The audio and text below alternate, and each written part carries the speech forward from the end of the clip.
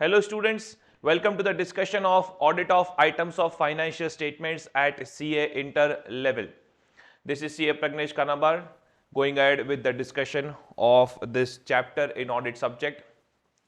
तो ये सबसे ज़्यादा इग्नोर्ड चैप्टर है, इसके लिए अच्छे से अलग से प्रिपरेशन स्टूडेंट्स करके नहीं जाते हैं and that is why exams में सर्टिफाइड कॉपीज इवैल्यूएशन देखने के बाद we have realised that this particular topic, since students are not preparing it properly, they are scoring less marks in exams because सिर्फ एक ब्रॉड गाइडलाइन रख के अगर आप अपने दिमाग में जाओगे and if you go into the examination paper then in that case you may not score great marks over here. इसका impact कितना है in the exams? The impact is 10 to 14 marks. So can it be ignored? Not at all, boss. All right. So now please hear me out for the next 10-12 minutes properly so that proper tone is set for this particular topic. All right. Students, from this particular topic, that is chapter 9 of your module, audit of items of financial statements, what kind of questions are expected? Two types of questions. One is a practical question where they will say that audit of dash dash item. They will put you in a situation, X item ka audit karo, that's it, audit of dash dash item. On the other side, they can ask you some theory concepts from accounting knowledge, pure theory concepts from your account subject ka knowledge. Like for example, difference between provisions, contingent liability, difference between revenue reserve, capital reserve, share premium account, securities premium account का utilisation कैसे करना है, please write down how restricted use it has and stuff. अब इसमें audit का ए भी नहीं है, प्योर अकाउंट्स का थियरी कंसेप्ट पूछ लिया, that's it. So if they ask you theory concept from accounting knowledge, तो ऑब्वियसली आपके कंपनी फाइनल अकाउंट्स को वो लोग टेस्ट करेंगे एंड कोई भी अकाउंटिंग स्टैंडर्ड को टेस्ट कर सकते हैं. एनी अकाउंटिंग स्टैंडर्ड का knowledge they can just test, जैसे इंटेंजिबल्स को लेके अमोर्टाइजेशन कैसे होता है वगैरह, प्योर थियरी, दैट्स इट. उसमें ऑडिट का ए भी नहीं. अब ये सारे क्वेश्चंस के साथ कैसे डील करना है, what kind of questions can be asked and stuff, उसके लिए मेरी बुक तो है ही, and all the guidance has been given over here. So in my book, the first couple of pages I have invested in just explaining that what kind of questions can be asked, how you are supposed to deal with that.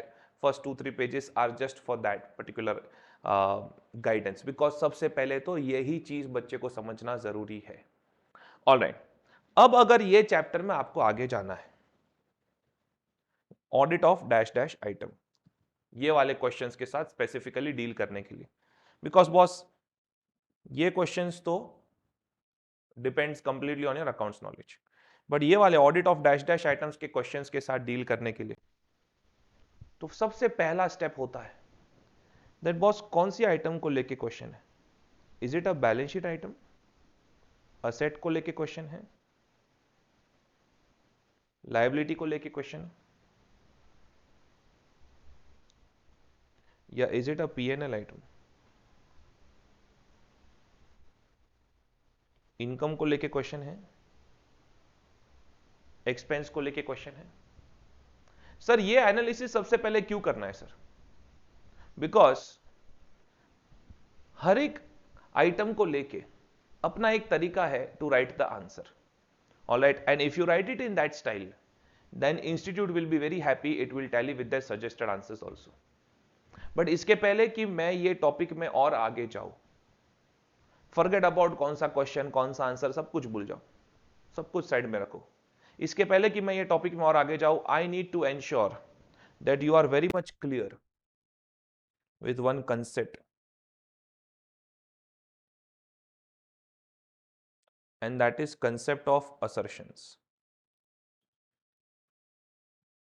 वैसे ये वाला concept of assertions I always teach my students when I discuss standards on auditing. So standards on auditing में सबसे पहले मैं ऐसे basic सिखाता हूँ, तो उसके अंदर ये कंसेप्ट हमेशा डिस्कस करता हूँ, concept of assertions. But just to brush it up again. Alright, so financial statements कौन बनाता है? They are prepared by management. Financial statements के अंदर क्या क्या क्या क्या होता है? It includes explanations about TBDs, transactions, balances and disclosures. So financial statements are prepared by management. Management उसके अंदर क्या समझाने की ट्राई कर रहा है? मैनेजमेंट उसके अंदर क्या समझाने की ट्राई कर रहा है? मैनेजमेंट उसके अंदर टीबीडी समझाने की ट्राई कर रहा है, यानी कि हर एक ट्रांजैक्शन, बैलेंस एंड डिस्क्लोजर के बारे में कुछ ना कुछ समझाने की ट्राई कर रहा है.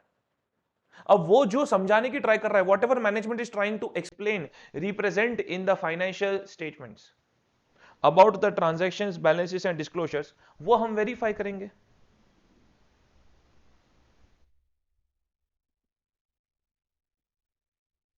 This will be verified by the auditor.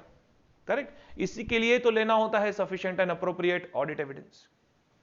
इसलिए टेक्निकली ऑडिट में कहा जाता है that auditor needs to obtain sufficient and appropriate audit evidence to verify management's assertions. Because assertions का मतलब ही तो ये है the representations made by management in the financial statements. Assert means to explain, कुछ ना कुछ समझाना कोई ना कोई चीज के बारे में. So representations made by management in the financial statements about the transactions, balances and disclosures, that itself is nothing but assertions. Directly, indirectly वो जो भी समझाने की ट्राई कर रहे हैं in the financial statements, auditor needs to obtain sufficient and appropriate audit evidence to verify such assertions. अब इसको थोड़ा डिटेल में जाते हैं. बिकॉज बैलेंस शीट आइटम्स के लिए जो असर्शंस वेरीफाई करने होते हैं वो अलग होता है, ट्रांजैक्शंस ये के लिए जो वेरीफाई करने होते हैं वो असर्शंस अलग होता है. तो इसलिए अगर आप देखोगे, the first thing that I have done is to explain this meaning of assertions, which I've also discussed in my essay basics, but just revising it one more time. कि कोई भी इनकम स्टेटमेंट आइटम यानी कोई भी PNL item जब verify करते हैं तो ऑडिटर का ध्यान कितनी चीजों पे होता है? फर्स्ट, वो हुआ है कि नहीं हुआ है, अकरेंस. इसलिए तो हम वेरीफाई करते हैं उसके इनवॉइसेस, उसका डेट्स कभी हुआ है stuff. We try to understand whether ये एक्चुअली ट्रांजैक्शन हुआ है कि नहीं हुआ है. Occurrence, so purchase, sales, whether they have actually occurred and whether they relate to the entity. बेटा ध्यान रखना, अकरेंस वर्ड पीएनएल आइटम्स के लिए यूज होता है. बिकॉज अगर आप बैलेंस शीट आइटम्स की बात करो, asset liabilities balance sheet items, तो उसके लिए तो सबसे पहले चेक करना होता है एग्जिस्टेंस, कि वो असेट एक्चुअली में एग्जिस्ट करता है कि नहीं करता है. जैसे कि इन्वेंट्री के एग्जिस्टेंस के लिए हम इंस्पेक्शन करने जाते हैं. वो लायबिलिटी यानी कि वो ऑब्लिगेशन एक्चुअली एंटिटी को बिलोंग करती है और वो एक्चुअली एंटिटी की लायबिलिटी है कि नहीं है. सो असेट लायबिलिटी के लिए सबसे पहले वेरीफाई करना होता है एग्जिस्टेंस. ट्रांजैक्शंस के लिए वेरीफाई करना होता है occurrence. Are you getting my point? Yes. ये सब चीजों को वेरीफाई करने के लिए हम डॉक्यूमेंट्स, एविडेंसेस, इंस्पेक्शन, ऑब्जर्वेशन, ये सब टेक्निक्स यूज करते हैं. That's it. बस खाली अलग अलग चीजों को समझ लो कि इनकम स्टेटमेंट आइटम्स के लिए अकरेंस, देन कंप्लीटनेस. कंप्लीटनेस बेटा कॉमन है, चाहे इनकम स्टेटमेंट आइटम्स या बैलेंस शीट आइटम्स हो. कंप्लीटनेस यानी चाहे कोई भी आइटम हो, we don't want any omission. There should be no omission. There should be no omission. There should be no duplication. यानी जो रिकॉर्ड होना चाहिए था वही रिकॉर्ड हुआ है. चाहे ट्रांजैक्शन हो, चाहे बैलेंस हो, what should have been recorded has been actually recorded. Alright. So whether all transactions that were supposed to be recorded have been recognized in the financial statements, transactions have not been omitted. Similarly, आप balance sheet के लिए भी completeness word तो हमेशा use कर ही सकते हो. Alright, ये एक एरिया ऑफ वेरिफिकेशन होता ही है हमारा. Then what else is there? Cut off. Cut off word खास करके ट्रांजैक्शंस और current asset, current liability items के लिए यूज होता है. समझाता हूं ना ऐसा क्यों होता है. बिकॉज कट ऑफ मीन्स 31 मार्च तक जो रिकॉर्ड होना चाहिए था, जो वो अकाउंटिंग पीरियड में रिकॉर्ड होना चाहिए था, वो ही रिकॉर्ड हुआ है. सो transactions have been recorded in the correct accounting period, normally 31st March cut off, but naturally फिर आपको events occurring after balance sheet date, adjusting events के बारे में भी सोचना होता है. Students, जब मैं ये एक्सप्लेनेशन दे रहा हूं, जब मैं ये वीडियो आप देख रहे हो, तो इतना तो अज्यूम कर रहा हूं मैं that you have the knowledge of your accounts and accounting standards. अगर आपने इस वक्त अकाउंट्स या अकाउंटिंग स्टैंडर्ड्स को रिवाइज नहीं किया हुआ है, if you have not done that, then in that case you need to do that first and then you need to look at this video. If you are very much thorough with your accounts and accounting standards, then in that case you can see this video in a faster mode also and you can finish it off very quickly. All right, so transactions P&L items के लिए occurrence एकदम unique word है, cut off एकदम unique word है. Cut off चीज से current asset current liability का भी कैलकुलेशन निकल के आता है. Understood this? Okay. Completeness word तो कॉमन है, चाहे ट्रांजैक्शन हो या बैलेंस हो. Measurement word income statement items के लिए यूज हुआ है यहां पे, यानी कि अप्रोप्रिएट अमाउंट्स पे रिकॉर्ड हो रहा है कि नहीं हो रहा है. पोस्टिंग वगैरह के एरर्स तो नहीं है. फिगर्स एक्सप्लेनेशन सब सही तरीके से तो दिया है. मेजरमेंट अगर थोड़ा और डिटेल में बोलो तो accuracy word, whether appropriate amount पे यूज हुआ, रिकॉर्ड हुआ है कि नहीं हुआ है. बेटा अगर आप बैलेंस शीट के लिए देखोगे तो लोग वैल्यूएशन वर्ड यूज करते हैं, बिकॉज बैलेंसेस का वैल्यूएशन होता है. ट्रांजैक्शंस का एक्यूरेसी पे रिकॉर्डिंग होना चाहिए, बैलेंसेस का वैल्यूएशन होता है. So you will see this difference in the words. Alright. Presentation, disclosure, P&L items, revenue from operations, other income, जो भी प्रेजेंटेशन होना चाहिए उसकी जो भी नोट्स टू अकाउंट्स देनी चाहिए, whether that has been given correctly और नॉट. तो बेटा ये सब चीजें हम P&L आइटम्स पे वेरीफाई करते हैं. Whereas ये सब चीज है एग्जिस्टेंस, कंप्लीटनेस तो कॉमन है दोनों के लिए. Existence, asset liability, whether it exist और not. Cut off normally current asset current liability के लिए वर्ड यूज होता है कि कट ऑफ लेते हैं तभी तो पता चलता है कि ओके नाउ दिस इतना कैश बैलेंस है, इतनी इन्वेंट्री है, इतने डेटर्स है, इतने पेबल्स है. Alright. Then valuation part, very much unique word for balance sheet items, depreciation, provisions. Rights and obligation, very much unique word for balance sheet items. जो भी asset है वो actually right होना चाहिए, और charge on asset या तो फिर जो भी mortgage किया asset को, या तो फिर जो liabilities record हुई है वो obligations entity की ही होनी चाहिए, किसी और की obligations नहीं record होनी चाहिए. So right to assets and whether liabilities are actual obligations of the entity. And then जो भी करंट नॉन करंट के क्लासिफिकेशन है, डिस्क्लोजर्स है, वो सबके यहाँ पे points. Presentation and disclosure. I hope I am clear with this. Yes sir, ये क्यों पढ़ाया आपने? पढ़ाने की जरूरत क्या थी सर? पढ़ाने की जरूरत क्या थी? जरा 1 मिनट इधर ग्लांस देना. यहां पे तो बच्चे मार खा रहे that they are not aware that why these things are being taught to them. पढ़ा तो देते हैं सब, that why these things are being taught to them. ये जो बेटा मैंने अभी assertions का पूरा डिस्कशन किया ना आपके साथ, वो अगर आपको डिटेल में देखना हो तो मॉड्यूल में यहाँ पे है, you can just go through this. Alright. But हाँ, अब अगर आप देखोगे आपको यहाँ पे पूछा गया है सिर्फ एग्जिस्टेंस, कंप्लीटनेस और वैल्यूएशन ऑफ शेयर कैपिटल के बारे में बताओ. तो ये प्रोसीजर्स. फिर आपको पूछा गया है दैट सिर्फ डिस्क्लोजर्स के बारे में बताओ, डिस्क्लोजर्स फॉर इक्विटी के बारे में बताओ. अब ये कंपनी फाइनल अकाउंट्स में जो पढ़ते हो पूरा यहां पे प्रिंट कर दिया वापस, डिस्क्लोजर्स के बारे में. ऑलराइट. देन ये देखो रिजर्व सरप्लस थियरी क्वेश्चंस वगैरह, मैं इसलिए पूरा मॉड्यूल को मैंने 2 में बांट दिया, that I will show it to you. अब अगर आप देखोगे थोड़े और स्पेसिफिक क्वेश्चंस दिखाओ आपको, सिर्फ एग्जिस्टेंस ऑफ बोरिंग्स के बारे में पूछा गया है, यानी कि वो बोरिंग एग्जिस्ट करती है या नहीं करती है. कंप्लीटनेस ऑफ बोरिंग्स के बारे में पूछा गया है, यानी कि कोई भी ओमिशन या डुप्लीकेशन ना हो, सिर्फ इसका ऑडिट कैसे करना है. And then valuation of borrowings का अलग से पॉइंट है. Are you getting my point? Yes sir. So इसलिए प्लीज समझो, आप असर्शन वाइज क्वेश्चन पूछे जा सकते हैं, या तो पूरा आइटम पूछ लेंगे जैसे ऑडिट ऑफ बोरिंग्स, ऐसा पूछा तो 7-8 पॉइंट्स निकालना बच्चे के लिए कोई डिफिकल्ट बात नहीं है. But audit of valuation of borings, यहां पे बच्चे के पास सिर्फ 1-2 पॉइंट होते हैं. So there I need to guide students what needs to be done. Alright. So audit of existence and completeness of borrowings, only existence and completeness. अब इसमें आप अगर वैल्यूएशन के पॉइंट लिख दो कि बोरिंग्स का अमाउंट सही तरीके से रिकॉर्ड हुआ है कि नहीं हुआ है, फॉरेन बोरिंग्स जो लियो तो उसकी फॉरेन करेंसी का कन्वर्जन सही से हुआ कि नहीं हुआ, तो इसके मार्क्स नहीं मिलेंगे आपको। आपको लगेगा कि आपने लिख दिया है बट इसके मार्क्स नहीं मिलेंगे। That's the problem, that's the main problem.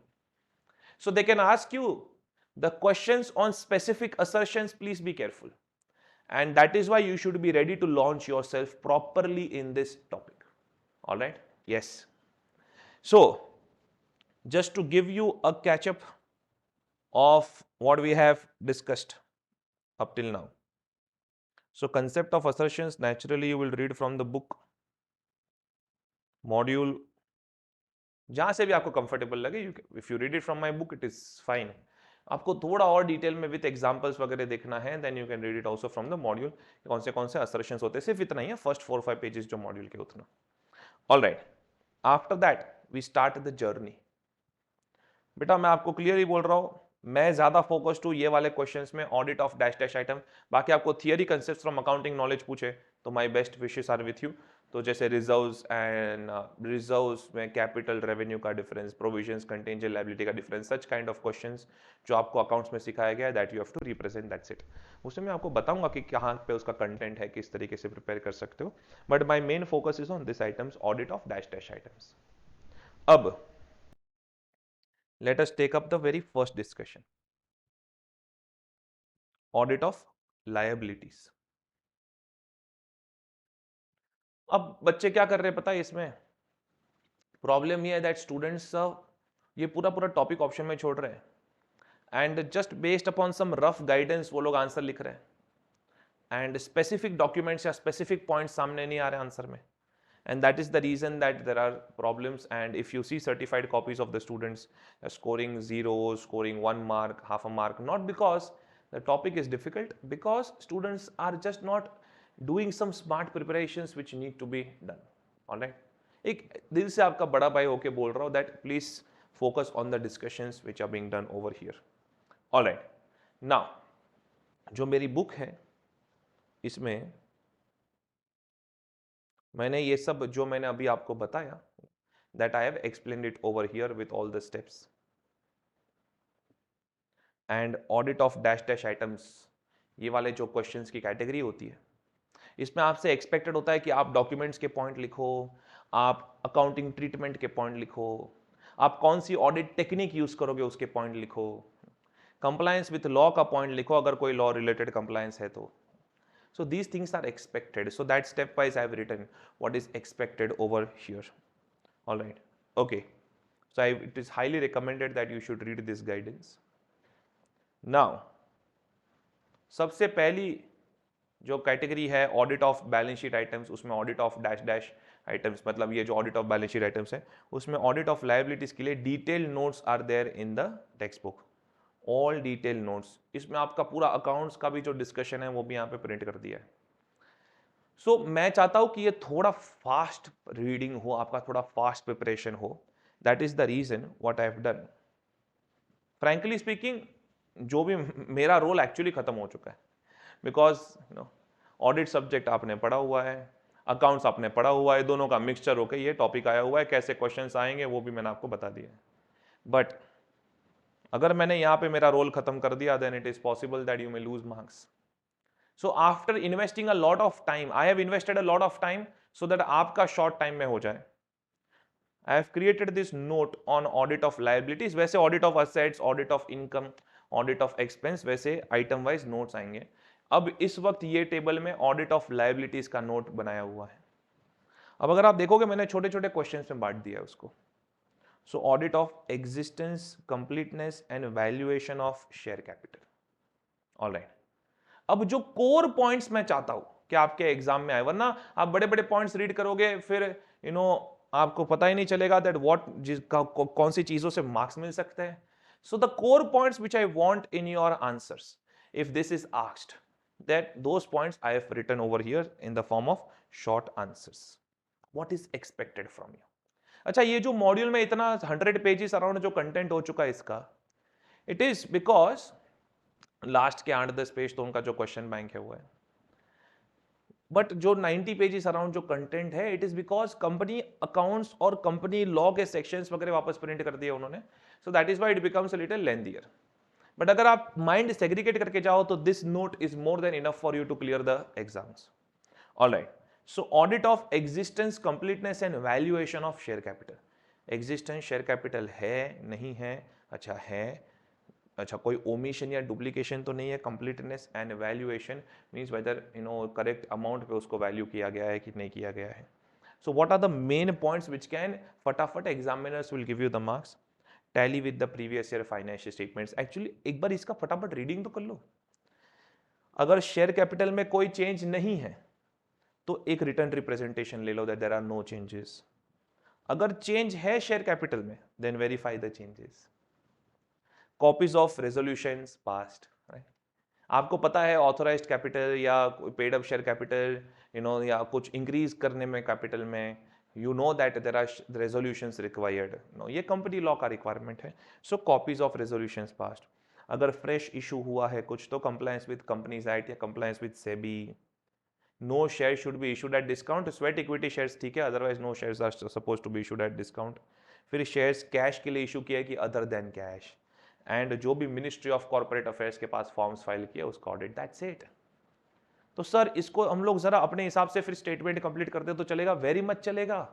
मुझे ये कोर पॉइंट्स चाहिए आपके पास।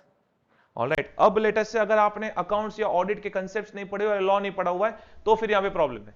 जैसे अगर आपको पता ही नहीं है कि रेजोल्यूशंस पास होते हैं for the authorised share capital और फॉर एनी इंक्रीज और reduction in the share capital, अब बोर्ड रेजोल्यूशन, मेंबर्स रेजोल्यूशन क्या क्या पास होता है, अगर आपको पता ही नहीं है then there is a problem. अगर आपको ये कंसेप्ट ही नहीं पता कि व्हाट इज रिटर्न रिप्रेजेंटेशन जो मैनेजमेंट से लिखवा के लेते हैं as per SFIAT, then there is a problem. Are you getting my point? तो जब तक आपने company final accounts, company law के ये सारे अकाउंटिंग के जो सेक्शन है वो, एंड ऑडिट की जो बेसिक टेक्निक्स प्रोसीजर्स है वो, if you have not done this you can not start this topic. That is why always tell students that पहले सब कुछ पढ़ाई कर लो, उसके बाद ये टॉपिक को देखो। Understood this? ऑलराइट, अब ये कितनी बार 5-5 मार्क के लिए आया हुआ है, जो सिक्योरिटीज प्रीमियम अकाउंट का यूटिलाइजेशन होता है ओनली फॉर लिमिटेड पर्पस होता है। अभी ये सब प्रिंट किया हुआ है वापस ऑडिट मॉड्यूल में, पर आपको क्यों पढ़ना है ऑडिट मॉड्यूल से? You already study this in your account, so you just do it from there, that's it. फिर शेयर्स इशूड एट डिस्काउंट के क्या क्या प्रोविजंस हैं, स्वेट इक्विटी शेयर्स के क्या क्या प्रोविजंस हैं। 1 ईयर आफ्टर द कमेंसमेंट वाला का एक रिक्वायरमेंट था, वो अभी एलिमिनेट हो चुका है, वो December 21 RTP में है, that you can see in my RTP video also. Then reduction of share capital, section 66 को पूरा प्रिंट कर दिया है। सो बॉस, जब तक आप ये सारे सेक्शंस नहीं पढ़ते ऑब्वियसली आप ऑडिट पेपर में भी स्ट्रगल करोगे, बिकॉज सीधा सीधा थियरी क्वेश्चन आता है इसका, सीधा सीधा थियरी क्वेश्चन आता है। So please ensure that you are doing these things properly. Next, disclosure बताओ, इक्विटी का डिस्क्लोजर बताओ एज पर शेड्यूल 3। अब दो चीजें, अगर आपको कंपनी फाइनल अकाउंट से इक्विटी के डिस्क्लोजर्स के बारे में सब कुछ पता है, ऑलराइट, तो फिर आप वहां से लिख दो, नॉट अ प्रॉब्लम। अगर आपको नहीं पता है या आपको लगता है कि अभी कौन अकाउंट्स का बुक ओपन करेगा, then in that case you can come over here in the module. For students who have my textbook, they can see it from the textbook also. There थोड़ा formatting करके उसको print किया गया अच्छे से. Or if you want to directly do it from the module also, there is no point, there is no problem.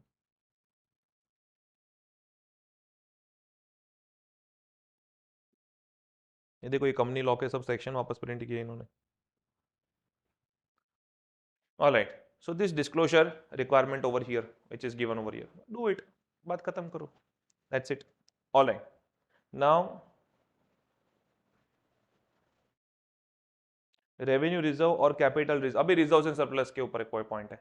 Revenue reserve, capital reserve के बीच में क्या डिफरेंस होता है? You know that one that is available for distribution to shareholders, the other one not available to for distribution, restricted use होता है. So revenue reserve, capital reserve arise कैसे होता है, कैसे बनता है?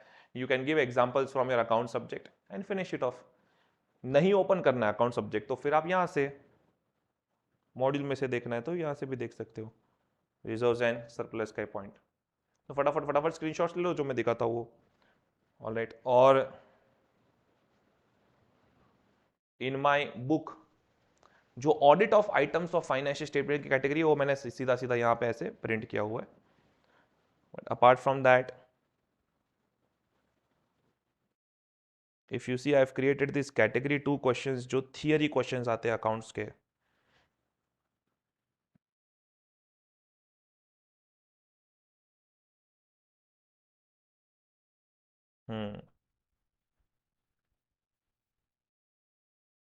कैटेगरी 2 क्वेश्चन जो थियरी क्वेश्चंस आते हैं वो सबका यहाँ पे डिस्कशन है.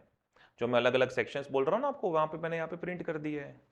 तो naturally I am not going to teach all of this sections from company law. And doubt है तो जरूर पूछ सकते हो.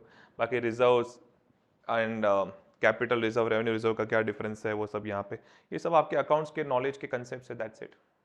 Alright, so in the book it is over here for the students who have my book and preparing from my book. In the module वो सब mix किया हुआ है, audit of items of financial statement and then theory question, सब कुछ एक साथ दिया हुआ है. सो मैंने सेग्रीगेट कर दिया दो कैटेगरी में. First category will always be the discussion of audit of items of dash dash items and the second category will be the theory questions from coming from your accounting knowledge. Alright, so that is the point. Smart work से और ऐसी notes से बहुत अच्छे से हो सकता है ये टॉपिक. इसको ऑप्शन में मत छोड़ो. 10 to 14 मार्क्स का इंपैक्ट है. और ऐसा तो बिल्कुल सोच के मत जाओ कि ऑन द स्पॉट डायरेक्टली लिख दूंगा. जितना मैं बोल रहा हूं at least you have to ensure that you are doing that much. हाँ, तो ये जो मैंने नोट्स बनाई हुई है, this is basically the guidance of what you are suppose to do. That's it. Alright, फिर देखो रिजर्व्स एंड सरप्लस का existence, completeness, valuation. So trace and tally with opening balance from previous year financial statement. Check addition utilisation in the current year. ये कोई points है जो आपको नहीं आते हैं? पर सर हम बहुत ज्यादा कुछ अलग लिख देते हैं, एक्स्ट्रा लिख देते हैं. That's the problem. So just go through this. No, ये नोट एक बार पढ़ लो. That's it. वेरियस रिजर्व्स को सही तरीके से यूज किया गया. अब इसको आप थोड़ा और एक्सटेंड कर सकते हो. जैसे सिक्योरिटीज प्रीमियम हो गया या दूसरी कैपिटल रिजर्व हो गया, रेवेन्यू रिजर्व हो गई, तो सही तरीके से अप्रोप्रिएटली उसको अप्लाई किया हुआ है. बोर्ड रेजोल्यूशंस जो पास किया रिजर्व सरप्लस के लिए डिविडेंड पेमेंट के. अब आपको तो पता है dividend declared after balance sheet date is not a liability but it only requires disclosure. अब इसके ऊपर तो एमसीक्यू भी आ चुके हैं. सो दीज पॉइंट्स अकाउंट्स के नॉलेज को लिखते रहना है. That's it. पर कितना लिखना है, क्या लिखना है, बच्चे को पता नहीं होता. तो मैं सिर्फ अकाउंट्स के नॉलेज को लिखना है ऐसे करके वीडियो बंद नहीं कर रहा हूँ. So I am telling you that boss till what extent you are suppose to go over here. Alright, अब देखो disclosure for reserves and surplus. पूरा शेड्यूल 3 का वापस नोट उन्होंने प्रिंट कर दिया. जो आप पूरा नोट लिखते हो ना फॉर रिजर्व्स एंड सरप्लस का full schedule, that they have printed over here. Now that is how the length of the chapter is getting extended. Understood this? So that is there over here, which is there in my book also, which is there in my module also. I mean in the institute's module also. You can just see that. That's it. But थोड़ा इसके related preparation करो. That is what I want to say. Next, audit of existence of borrowings. अब borings पे आ गए. अलग अलग liability item चल रही है. पहले शेयर कैपिटल, फिर रिजर्व सरप्लस, बोरिंग्स पे आ गए अभी. सो एग्जिस्टेंस, बोरिंग्स है कि नहीं है, उसके लिए board minutes of meeting, authorisation of new loan agreements, significant debt commitments approved by the board of directors. So approval, agreements, board resolution, existence है कि नहीं है बोरिंग, उसके लिए.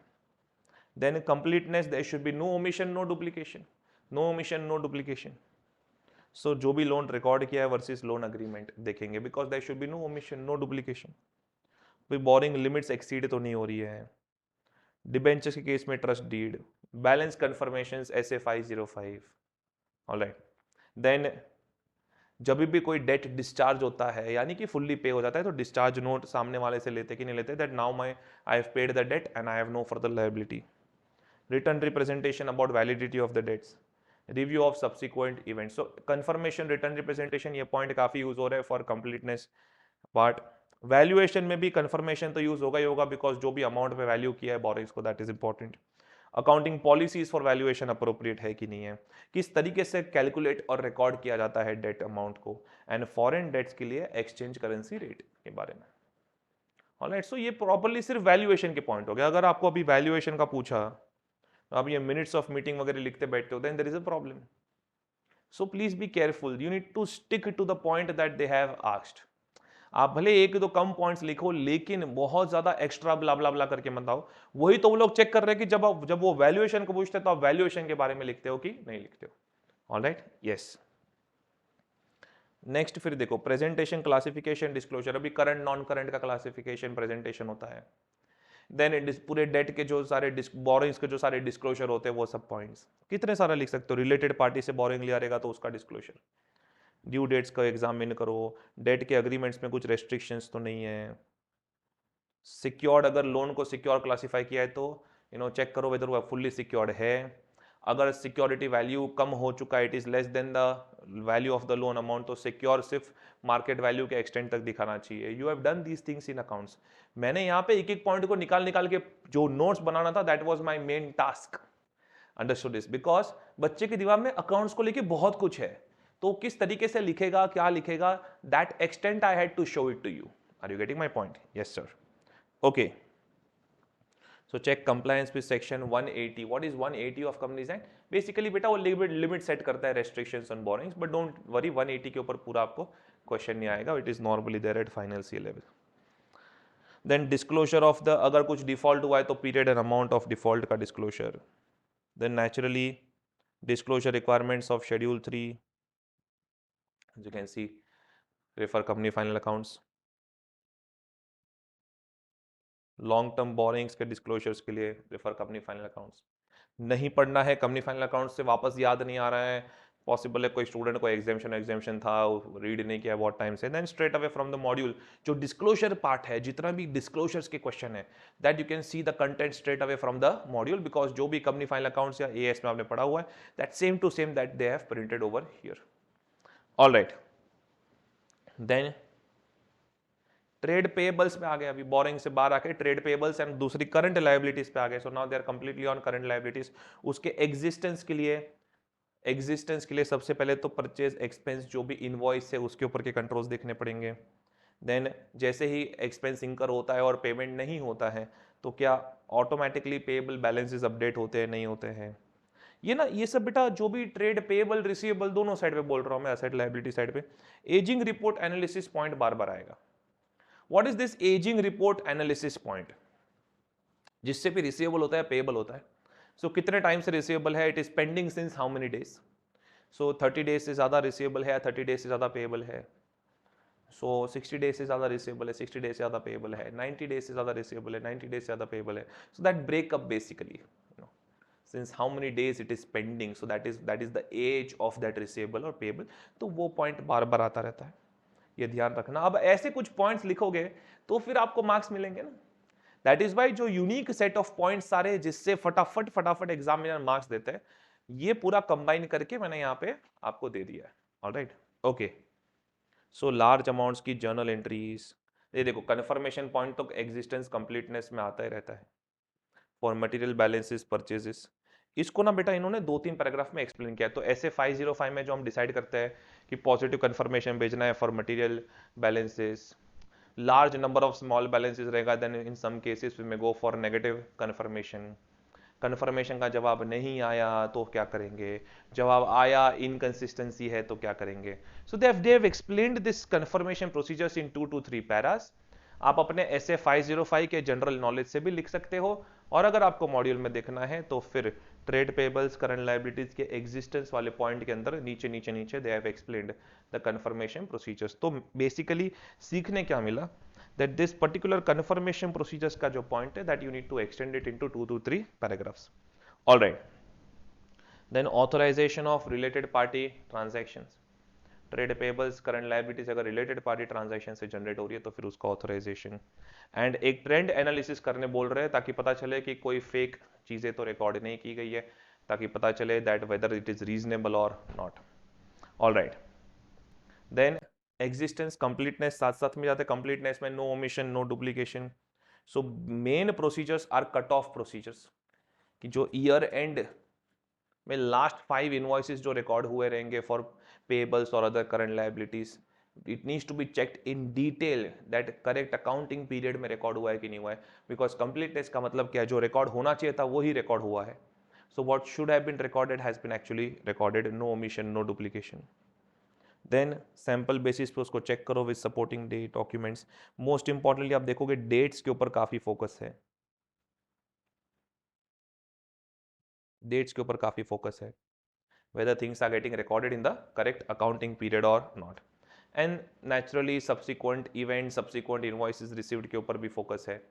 सो please ensure that you are reading these things properly. Statutory dues के ऊपर focus है, उसके challans and stuff, whatever has been paid, उसके ऊपर फोकस है. So be careful. Next, valuation of trade payables and other current liabilities. So valuation of trade payables and other current liabilities, बेटा valuation में तो जो भी अकाउंटिंग प्रोसेस है, कौन से अमाउंट पे उसे रिकॉर्ड किया गया है, एंड मोस्ट इंपॉर्टेंटली देखो अभी ऐसे यूनिक पॉइंट्स को याद रखना बहुत जरूरी होता है.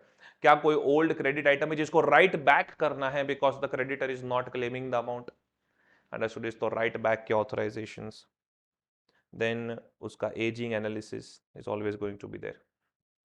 So please be careful. And जो भी डिस्क्लोजर्स है, कौन से डिस्क्लोजर्स है उसका मैंने वो हेडिंग दे दिया है. And after that I have given company final accounts. If you don't want to open the book of company final accounts, you can get into the module, yes, and you can see the disclosures from there. Students having my book can straight away see it from that book also. फिर ये देखो provisions and contingent liabilities का theory question, जो आप अगर मेरी book में देखोगे तो एंड में एकदम वो थियरी जो पार्ट है उसके अंदर आपको ज्यादा मिल जाएगा. ये प्रोविजंस एंड कंटिंजेंट लायबिलिटीज का थियरी क्वेश्चन. अब प्रोविजंस एंड कंटिंजेंट लायबिलिटीज के एग्जिस्टेंस कंप्लीटनेस के ऊपर क्वेश्चन, कि वो प्रोविजन है, एक्चुअली है, करना चाहिए. कंप्लीटनेस कि कहीं कोई ओमिशन डुप्लीकेशन तो नहीं है, उसको साथ में लिख दिया है कि एक बार उसका लिस्ट देख लो जो भी कंटिंजेंट लायबिलिटीज एंड प्रोविजंस के लिए, उसका लेजर के साथ कंपेयर कर लो.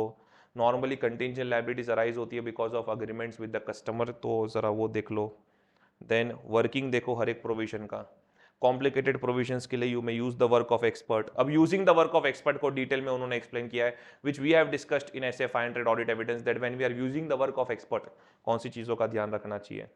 Obtain written representations from the management and to check whether the validity and recognition of provisions contingent liability whether it is correct or not. Alright, so मैं फटाफट इसलिए जा रहा हूँ because मैं हमेशा एक instruction देता हूँ that you should see this video once you are done with your accounts audit stuff. So I am assuming that you are very near to your attempt, 1 month, 2 months, something left for your attempt, and you are already done with your accounts and audit, and you want to finish off this topic. Alright. So required disclosure for provisions and contingent liabilities. Provisions को लेके क्या क्या disclosures होते हैं, contingent liability को लेके क्या क्या होते हैं, वो थोड़ा मैंने स्टार्ट करके फिर छोड़ दिया है बिकॉज ये स्ट्रेट अवे आपको कंपनी फाइनल अकाउंट से पिकअप करना है. नहीं देखना है कंपनी फाइनल अकाउंट से तो मेरी टेक्स्ट बुक है, मॉड्यूल है, वहां से आप देख सकते हो. तो घबराना नहीं है मॉड्यूल के इतने सारे पेजेस देखे. Trust me, you know by this note, ये जो भी मैंने आपके साथ डिस्कशन किया ना, अगर आप इसको अच्छे से फॉलो करो मेरे सारे इंस्ट्रक्शंस को, with this we have basically covered around 30 35 40 pages of the module. Are you aware of that? Yes. वैसे similarly there will be a discussion on audit of assets and then audit of income and expenses, and you will just understand कि ये बड़ा chapter actually कितना अच्छे से एक macro view से अगर आप देखो तो क्लियर हो सकता है कौन से टाइप ऑफ क्वेश्चंस है, किस तरीके से पढ़ाई करनी है. सो ये टेबल में जो इंस्ट्रक्शंस दिए है, just keep on following it. जो इसका कंटेंट है, जो मैंने रेफरेंसेस दिए, आइदर आप मेरी टेक्स्ट बुक से देख सकते हो, मॉड्यूल से देख सकते हो, तो रेलेवेंट सब्जेक्ट से देख सकते हो. और जो भी audit of dash dash items वाले क्वेश्चंस है उसके तो मेन पॉइंट्स मैंने आपको जॉट डाउन करके दे ही दिए. Alright, okay. So after that, you know, keep on looking at the videos. This was for audit of liabilities. Similarly for audit of assets, income, expense, you will see the videos and such kind of table you will see. And जो module का and में question bank है उसे कर लिया. जिसके पास मेरी text book है उन्होंने वो टेक्स्ट बुक का क्वेश्चन बैंक कर लिया. More than enough, you are through with this. 10-14 marks आपकी जेब में, प्रोवाइडेड आप एटलीस्ट ये वीडियोस को देख के इंस्ट्रक्शंस फॉलो करो. Thank you so much.